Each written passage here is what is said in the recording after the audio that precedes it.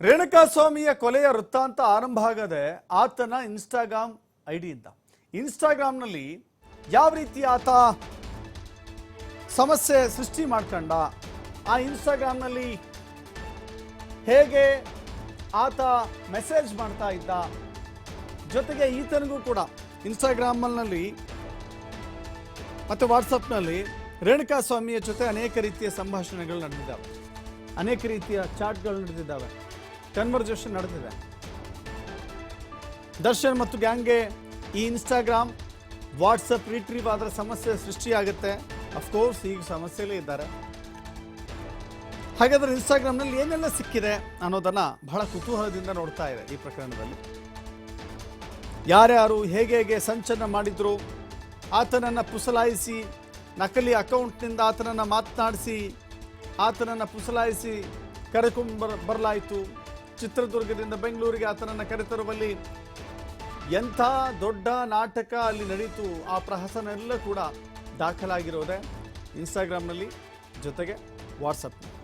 So ಹೀಗಾಗಿ ಆ Instagram ಮತ್ತು ವಾಟ್ಸಪ್ನಲ್ಲಿ ಏನೆಲ್ಲ ಸಂಭಾಷಣೆ ಆಗಿದೆ, ಯಾವ ರೀತಿ ನಕಲಿ ಐಡಿಯನ್ನು ಬಳಸಿ ಆತನನ್ನು ಟ್ರ್ಯಾಪ್ ಮಾಡಲಾಗಿದೆ, ಆತ ಹೇಗೆ ಇವರು ಎಣೆದಂಥ ಬಲೆಗೆ ಸಿಲುಕಿಕೊಳ್ತಾ ಹೋದ ರೇಣುಕಾಸ್ವಾಮಿಯನ್ನು ಪುಸಲಾಯಿಸಲಿಕ್ಕೆ ಯಾರೆಲ್ಲ ನಂಬರಿಂದ ಮಾಡಲಾಯಿತು. ನೋಡಿ, ಪವಿತ್ರ ಗೌಡ ಬಿಟ್ಟು ಯಾರಿಗೆಲ್ಲ ಸಂದೇಶ ರವಾನೆ ಮಾಡಿದ್ದಾನೆ ಅನ್ನೋದು ಕೂಡ ಬಹಳ ಇಂಪಾರ್ಟೆಂಟ್.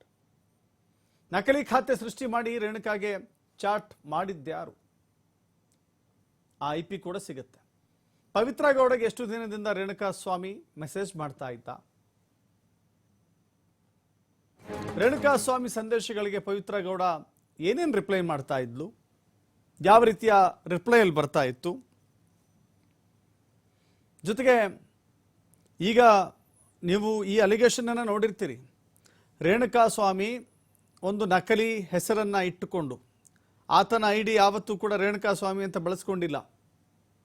ರೇಣುಕಾಸ್ವಾಮಿ ಯಾವುದೋ ಒಂದು ನಕಲಿ ಹೆಸರನ್ನು ಅಥವಾ ನಕಲಿ ಹೆಸರಿನಲ್ಲಿ ಅಕೌಂಟನ್ನು ಕ್ರಿಯೇಟ್ ಮಾಡಿ ಕೆಲವಷ್ಟು ಜನರಿಗೆ ಆತ ಸಂದೇಶ ಕಳಿಸಿದ್ದ.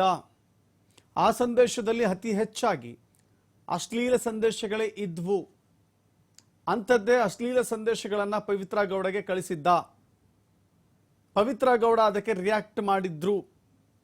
ಮಾತ್ರವಲ್ಲ, ಪವಿತ್ರ ಗೌಡ ಗೊತ್ತಾಗಿದ್ದ ತಕ್ಷಣವೇ ಈ ರೀತಿ ಮೆಸೇಜ್ಗಳು ಬರ್ತಾ ಇದೆ ಅಂತ ಹೇಳಿ ದರ್ಶನ್ಗೆ ಹೇಳಿಕೊಂಡಿದ್ರು. ಆನಂತರ ದರ್ಶನ್ನ ಹೇಗಾದರೂ ಮಾಡಿ ಉಪಾಯವಾಗಿ ಆತನನ್ನು ಕರೆಸಿಕೊಳ್ಳುವ ಐಡಿಯಾ ಮಾಡಲಾಗಿತ್ತು. ಆಗ ಹುಟ್ಟಿದ್ದೆ ನಕಲಿ ಖಾತೆಗಳು. ಆ ನಕಲಿ ಖಾತೆಗಳ ಮೂಲಕ ಆತನನ್ನು ಟ್ರ್ಯಾಪ್ ಮಾಡಿ ಆತನನ್ನು ಬೆಂಗಳೂರಿಗೆ ಕರೆತರಲಾಯಿತು. ಮುಂದಿನ ಪ್ರಹಸನ ನಿಮಗೆ ಗೊತ್ತಿರುವಂಥದ್ದು.